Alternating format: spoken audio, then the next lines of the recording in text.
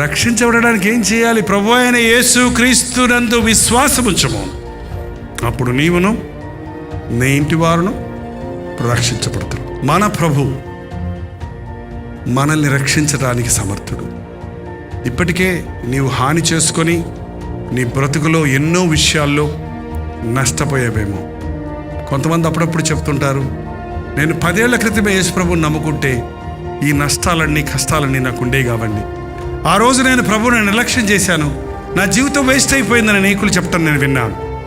ఈరోజు వాయిదా వేయకండి.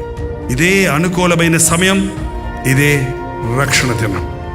ప్రియ సహోదరుడ సహోదరి, దీవించే దేవుడు నీకుండగా హాని చేసుకోవలసిన పనేమి నీకేముంది?